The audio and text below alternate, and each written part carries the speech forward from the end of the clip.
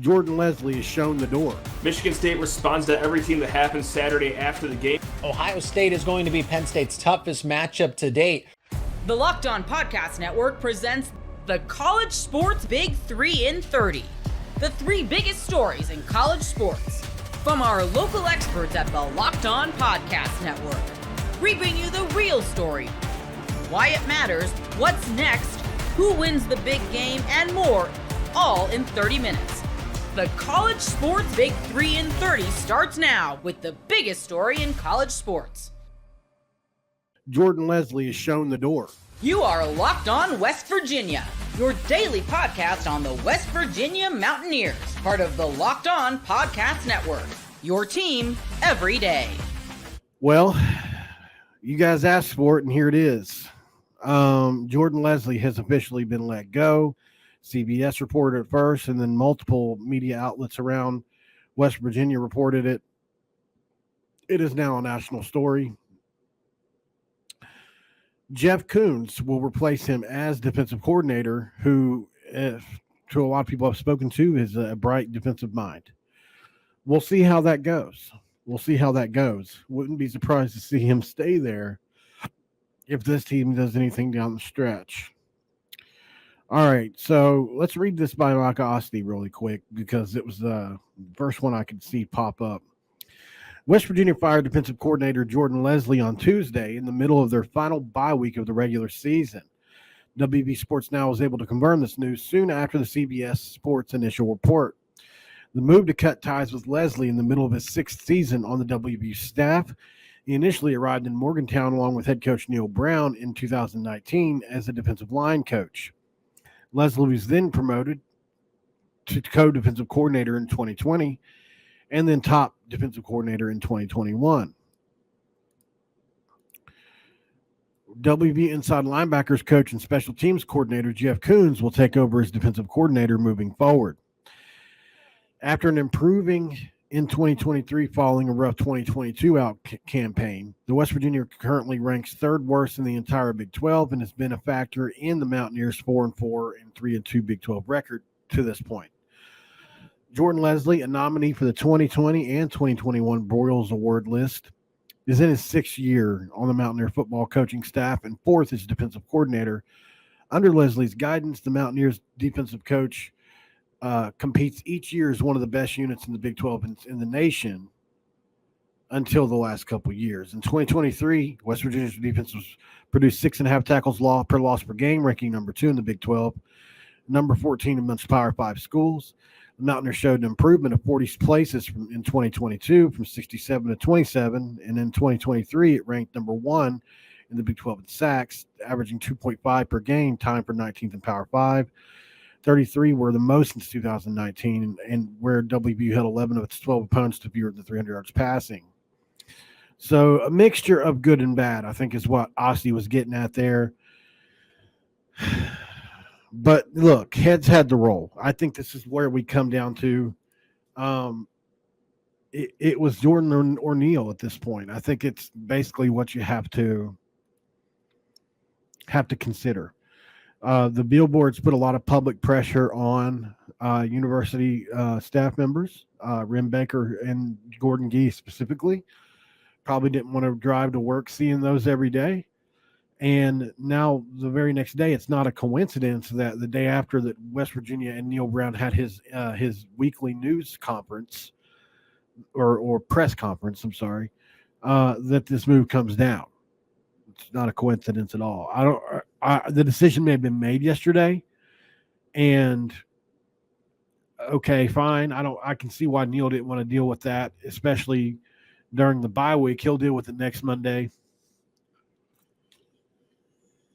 And I'm sure he'll come up with a opening speech for that and thank Jordan Lesley for everything he's done. And look, Jordan Lesley has been an exemplary member of the community. He's been great on the microphone anytime he's ever been called up. I feel like I don't think he's incompetent necessarily. I mean, he had some really good defenses in Morgantown, at least two. But where I think Jordan Lesley's biggest struggle was in player personnel.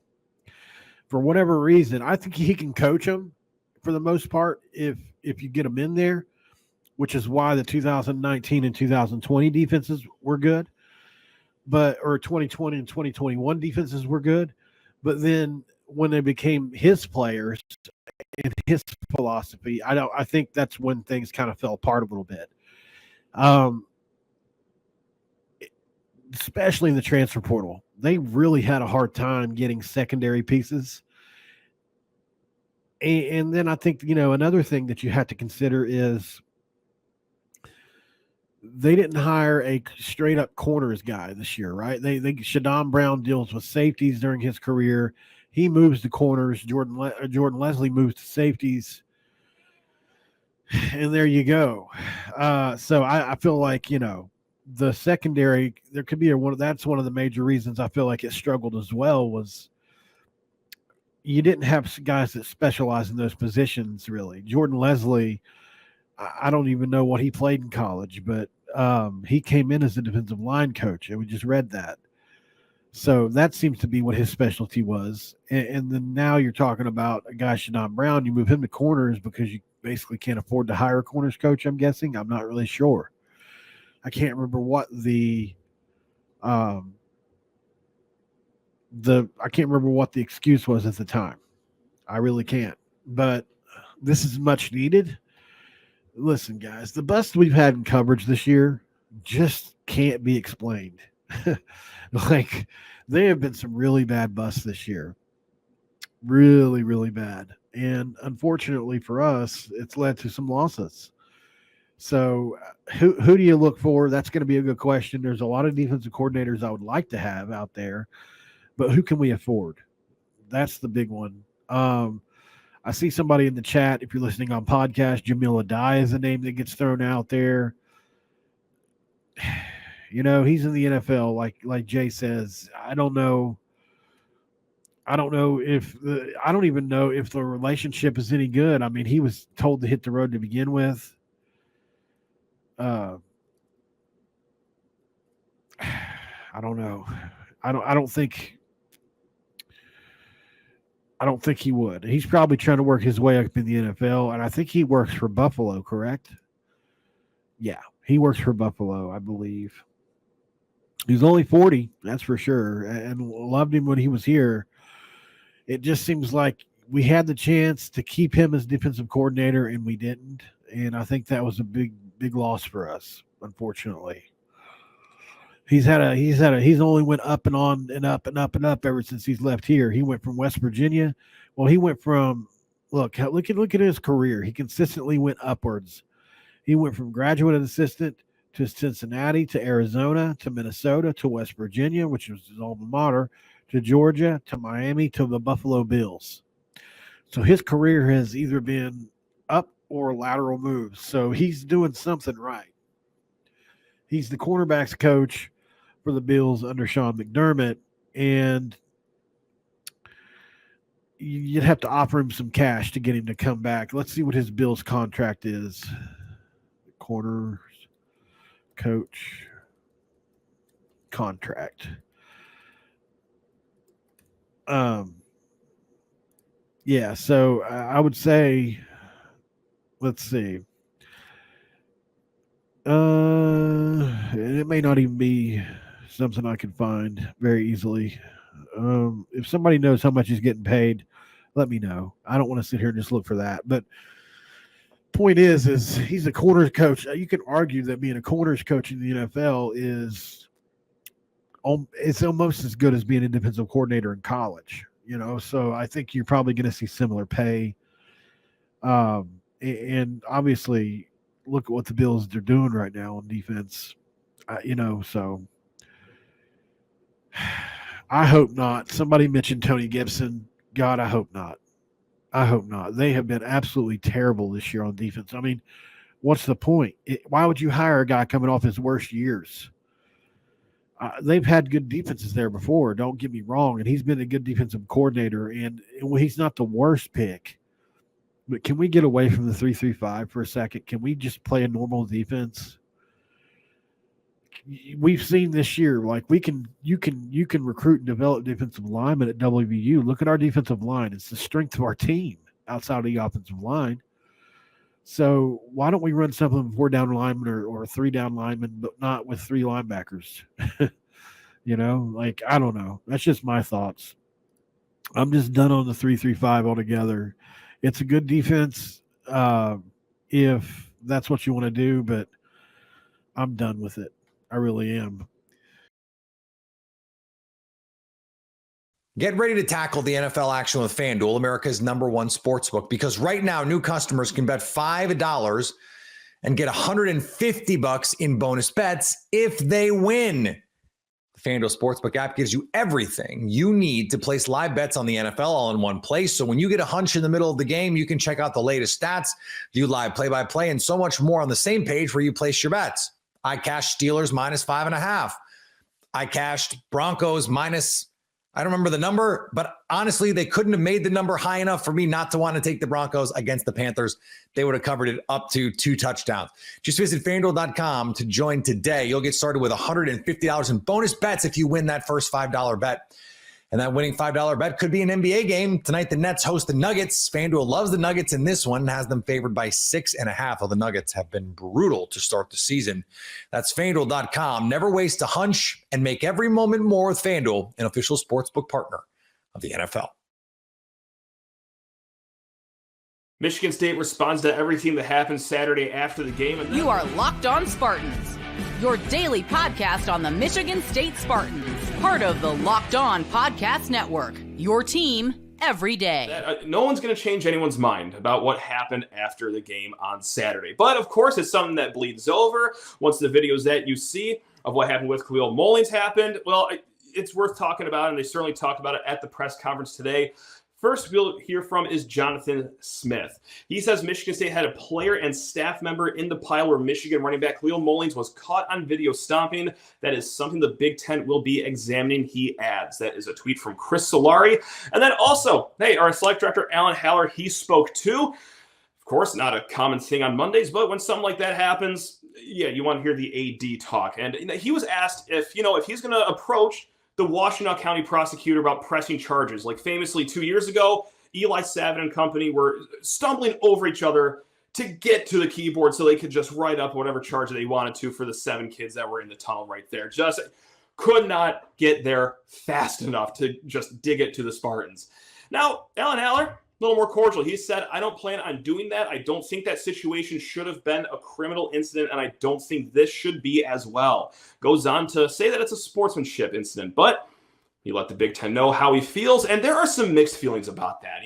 Did Jonathan Smith and Alan Haller do enough? Quite frankly, I think so.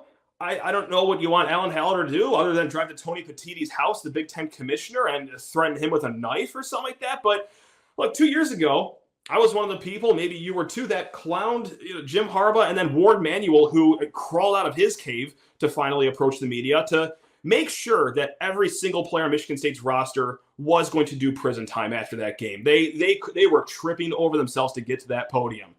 Hey, clown them for that. That was incredibly awkward, embarrassing, but also the Michigan way. So I'm not going to, slander Haller for not doing that. All right? Sure.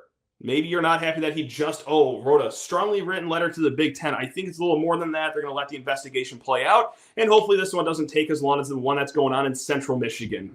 Maybe we got actually people that want to do work over here with this investigation. But herein lies the difference between the two programs, of course. We're talking the fan bases. We're talking how they cover. We're talking how they handle things because, on Sunday night, I was curious. I had a long day of travel. I really was not on my phone. And then later at night, I said, anything else happen with this Mullins thing? Because we all saw the video. He's in the middle of this scrum. He's at very least aggressive, looking down, doing something to someone on the ground, so much so that other players and staff members are pulling him away as almost in a way of like, hey, whoa, man, you got to chill out. You got to cool it down. Pretty clear as day that, he was in the run. And on top of all that, and I know that there's some Michigan fans that want to pose it as, someone instigated him. Really? Because he ran 25 yards down the field to get to the middle of this pile. He left one skirmish to go to the other one. And we're not even going to split hairs over the other one, the one between Anthony Jones and then Colston Loveland. Who cares? No one's going to change anyone's mind on that. I'm going to believe, well, what I saw because I have functioning eyeballs. And, of course, I'm a Michigan State fan. So, no, I don't think that there was a lot of wrong done by Anthony Jones. He was the one that got headbutted. And Michigan fans live in their own fantasy where Jones was the instigator and he did all the headbutting and Colston was just sharing early happy Thanksgiving wishes or something like that. Whatever they want to believe. What we're talking about is the Mullins video. Indisputably something wrong that happened on the field, something that the Big Ten is taking up right now. And anyone with at least half a brain cell can understand that, oh, that's probably a little too far. So again, not the headbutts, not the, hey, did a coach push someone? No, we're talking about concretely what you saw. And this is where it gets alarming because we posted that video. And I don't mean to drag everything from Twitter onto here, but when I get 50 plus people say, what are you talking about? Clear as day. Mullins isn't doing anything wrong. What do you think he's doing with his legs stopping up and down, like going to a country hoedown? Is he trying to kill a pet spider that all the teammates are so concerned about? That's why they're like, you got to grow up. You got to just join us in reality. But that's what makes it so hard with this discussion whenever this happens, is that one fan base is just, and not all of them, I got to disclaim it with this, not all of them, but certainly a larger number than you would think, are just detached from reality completely. Seeing the Mullins video and thinking that, oh, he's not doing anything wrong, in what galaxy can you even come up with that conclusion? It's crazy, but here's how that happens. That delusion. It's how they're covered. Because you know what? 2 years ago, after the tunnel, something horrible, okay? Michigan State, they had players suspended almost immediately. A lot of Michigan State fans, myself included, said, yeah, punishments are probably necessary. I'll be shocked if Kari Crump ever sees the field ever again here at Michigan State. 2 years ago, suspensions immediately. All right, by Sunday night, at least 4 players were suspended. Charges were filed. Again, they were just tripping over themselves to get that ball rolling. And hey, articles and columns were written about it, how it was a bad look for Michigan State. And I called that out. Said, where's the story about how bad this was on Free Press, Detroit News, or MLive? The media in the state, or as I like to call it, state media now for the University of Michigan. And Graham Couch, friend of the show. I love Graham Couch. Absolutely respect the hell out of him. Like, I need to make that abundantly clear. As he does, because he's in the industry. Who can fault him for this? He called me out. He said, look, hey, they don't do the press conferences until Monday. Press conferences for both programs are tomorrow is what he wrote. Let's see what emerges. Give it a second to see what's out there. Don't gaslight the MSU fan base. Fair. Okay, fine. But we didn't need press conferences to already call them out. I know I didn't. After the whole tunnel incident, that Monday show, I'm saying, you know what? Kari Crump suspended for the rest of the season. I'd be shocked if he ever comes back here to Michigan State. All right, Mike Fileni, who a lot of you guys think is a blowhard on 97.1, he was the first to say maybe, he should be kicked out of the school. And then there was a column written by Graham Couch himself, and I'm not saying this as a gotcha. I'm actually throwing Graham a bone that, hey, he didn't have to wait until a press conference for anything to happen. He wrote a column that night, Fight in Tunnel Feeds Perceptions, Spartans Are Unraveling. Which was true. You can opine on things even without a press conference. Like, you're not going to see that, though, from any Michigan columnist, anyone that runs any of the big message boards over there. Sure, they cried about every single thing that happened 2 years ago, and rightfully so. It was not good. But even 2 years later, before kickoff, you have one of the biggest message board writers out there talking about how insane it was and how unprovoked it was and senseless. And then, well, where's the outcry here? That's strange. Anyway, let's talk about this press conference because one did happen Monday in Ann Arbor, just like it did in East Lansing. Sherrone Moore opened up, short statement, just said it can't happen. Said that's not what we do here at Michigan, except for every time something like this happens. And then he also just said, that's all answer on that. Now, Tony Garcia of the Free Press, a Michigan State grad, he sticks out like a sore thumb in that room, not because he went to Michigan State, but he did not bow down to Sherrone Moore like every single person in that media room does. He didn't just back down. He actually asked, hey, you know what? Did you see the video of the stomping of Mullins? Sherrone Moore, all that he offered up was no, I didn't. How is that possible? Anyone with an internet connection that's even tangibly related to this rivalry has seen the video. And then he was asked about suspensions and just said, we'll take care of it in-house. After Tony's 2 questions, well, the maize and blue season ticket holders, a.k.a. the media, they didn't press him on it any further. And that's how you get to this point. They're not held under the same realm of accountability as Michigan State ever is. And this is what happens. One school gets treated, well, with accountability. They're slandered when they deserve it, which has happened here at Michigan State. The other one, well, they could just go skipping through the daisies. So I wonder, where were those columns? Where are the top message board people, claiming that Jamon Green lost out on millions of dollars a few years ago for these senseless acts? Okay, surely you're going to get fired up about this one then, because that didn't, at best, whoever was at the bottom of that pile got just a little roughed up. I hope everyone is doing okay. Or, you know what? Maybe you guys just don't care. No, that can't be. Maybe you just don't care, just like how you guys just prance into Schembechler Hall every day and never wondering why is it named after this guy that allegedly, helped Dr. Robert Anderson assault many of his players. You guys don't have a lot of comments about that. Not a lot of columns about that. Do you guys just not care? Because, well, imagine if Michigan State fans held a rally to keep a building named after Leanna K. Simon during the whole Nassar situation. You don't think that would look a little strange? Kind of like how you guys did for Earl Schembechler back then? No? Or, you know what? Maybe you guys just don't care like the Matt Weiss computer access crimes. Not going to dig into that any further. Nope, not the Michigan brass. No, we're just... Computer crimes can mean anything. We're not going to go any further on it. That's right. Or, why is Mozzie Smith going 65 and a 25 with bullets rolling around in his back seat? You guys let that go for over a month before charges were even filed. And let me guess, I think you knew about it. Because I knew about it. And I don't even get in the Michigan waters. That information was just offered to me a few weeks before the charges were filed. I know you guys had it. You guys could have written about it. But conveniently, no one checks on them. No one. Because, well, that wouldn't get in their press box Hall of Fame. Which is something they do have. Which is incredibly weird. And I'm here to tell you, I'm not trolling. I'm just here to state more facts. That's not normal. Having a press box Hall of Fame for your most cooperative little gremlins in there, that's not normal. Like, you're supposed to be held to accountability, but you're not. And that's how you get a lot of Michigan fans watching the Mullins video and thinking, oh, well, nothing wrong happened. Oh, you can't prove that he was stomping on you. What were his legs doing? What was he doing? Why was he getting pulled off the pile? Like, join us in reality here. Get ready to tackle the NFL action with FanDuel, America's #1 sportsbook, because right now new customers can bet $5 and get $150 in bonus bets if they win. The FanDuel Sportsbook app gives you everything you need to place live bets on the NFL all in one place. So when you get a hunch in the middle of the game, you can check out the latest stats, view live play-by-play, and so much more on the same page where you place your bets. I cashed Steelers -5.5. I cashed Broncos minus, I don't remember the number, but honestly, they couldn't have made the number high enough for me not to want to take the Broncos against the Panthers. They would have covered it up to 2 touchdowns.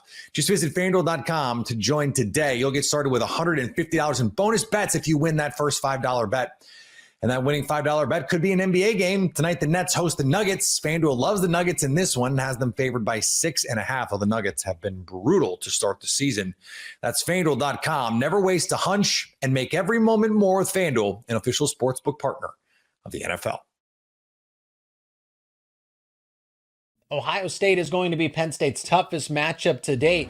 You are Locked On Nittany Lions, your daily podcast on the Penn State Nittany Lions. Part of the Locked On Podcast Network, your team every day. Jay, there's a lot to cover here because both teams are not as healthy as they would like to be. That's college football. There are some key positional matchups that I look at where Ohio State has a clear-cut advantage, but I'm eager to get the Buckeyes' point of view of it. Let's actually start with the overall health of the team, because Drew Aller is looking to be a game-time decision on Penn State's side of things. Denai Dennis-Sutton is looking to be a game-time decision as well, starting defensive end for Penn State. And then I've just kind of casually heard through the grapevine that Ohio State is dealing with some pretty significant bumps and bruises as well. You're exactly right there, Zach. They got a bump and bruise at a key player on the offensive line, and Josh Simmons, he's out for the year, got hurt in the Oregon game this past weekend. His replacement, first game starting, Zed Mahalski, he went down. He's probably, my gut says he's probably not going to play. On defense, Lathan Ransom, who has been, some say, the MVP of the Buckeyes defense, he missed a game a week ago. He's probably, my gut says, not going to play this weekend. So you're losing guys that are going to get drafted, guys that have been key positions, key positional players. So it's weird that in this game, Penn State could be without a guy on the D-line and their quarterback, and Ohio State's lost potentially 2 left tackles and then a safety for this game. And there's other guys that have bumps and bruises. When you get this time of year, guys are dinged up. Guys have this, guys have that. But you got to battle through it to win big-time matchups like what we're going to get on Saturday. And that is really interesting because it's not only just from Penn State's side of things. I mean, Drew Aller sustained what is a knee injury, could probably be from the eye test, an MCL injury, and he should be available. He should be, but that is a game time decision, as James Franklin has alluded to. Nicholas Singleton, star running back for Penn State, is not 100%. He's going to be available, but he's still banged up. I think it's Quinshawn Judkins is dealing with bumps and bruises of his own too, Jay. Yeah, he hasn't missed any time. He got hurt, I believe, going into the Oregon game. And he is a guy that this past weekend, neither he nor Travion Henderson did anything on the ground game. I think the most, Quinshawn may have had 29 yards rushing. Travion was less. Both had 10 carries. And so I don't think that his lack of production is to him individually because it's to his hands, not to his feet or his knees or his legs. It's a hand injury.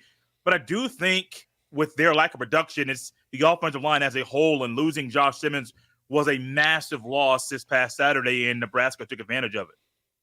And I do want to ask about that Nebraska game in this opening segment, but looking at the overall matchup, so it seems like it's almost an eye for an eye in this case, player for player, with Penn State missing one key guy, but on the flip side of it, Ohio State is missing a different key guy that kind of almost balances it out a little bit. But when you look at this matchup, beyond the injuries or who may or may not be available, Penn State and Ohio State are right there. When you look at Pro Football Focus, both teams are top 5 in the power rankings. If you look at the actual team grades themselves, Ohio State is number 3, Penn State is number 5 in overall team grade. And then the power rankings, they're 4 and 5. Ohio State is better. And then, Jay, this is a stat that I always love to bring up: yards per play and yards per play allowed. Ohio State has a top 5 offense and a top 5 defense when it comes to both of those categories. Penn State has a top 10 offense and a top 10 defense when it comes to both of those categories. So there is a reason why Ohio State is only a 3.5-point favorite going into this game. Granted, Penn State has home field advantage here, but both teams are really close with one another. They're really close. I'm going to go to that home field advantage here quickly. I was going to wait till later to do this, Zach, but I think Ohio State fans, and myself included, are so happy this is a 12 noon kickoff and not a whiteout at night or a night game. It may not have to be a whiteout, but just night environment there in Happy Valley is so different than almost any other atmosphere in college football. I mean, you're rivaling Kyle Field on its best day and Death Valley down to the Bayou to be like the top of the elite atmospheres in college football. Literally, if it was a night game, Ohio State it would struggle massively like they did against Oregon in Austin Stadium. But no, man, this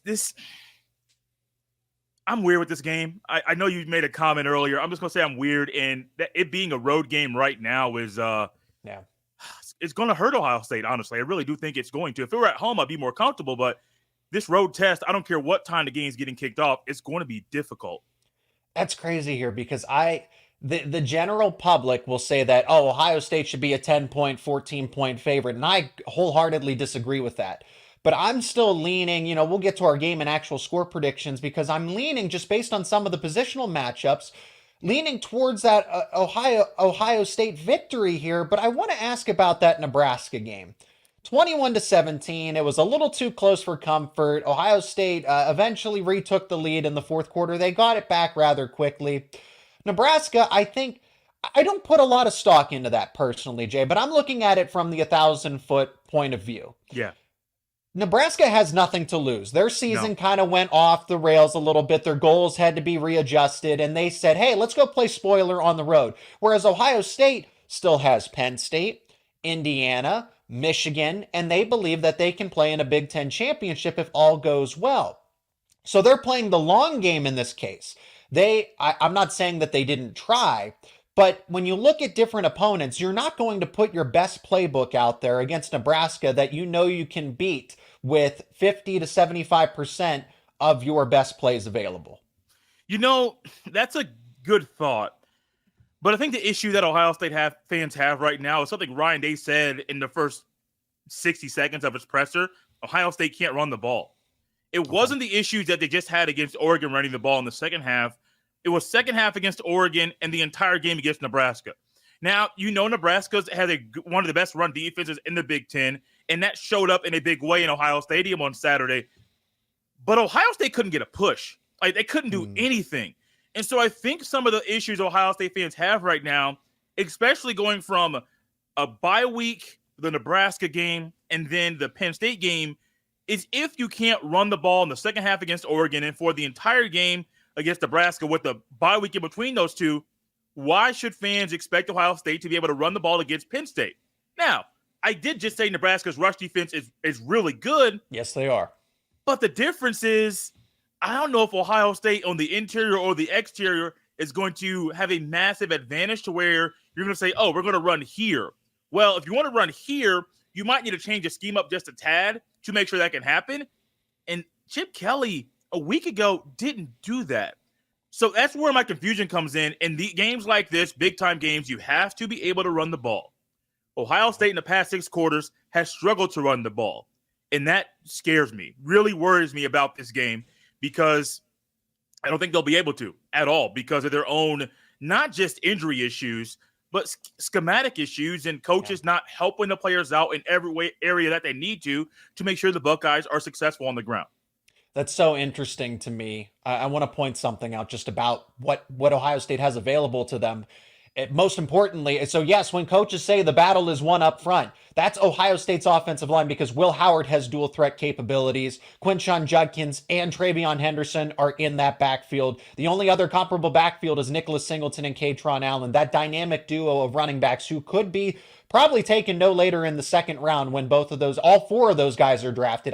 Maybe Katron Allen a little later, but Nicholas Singleton, Travion Henderson, Quinshon Judkins are at least day 2 NFL draft picks.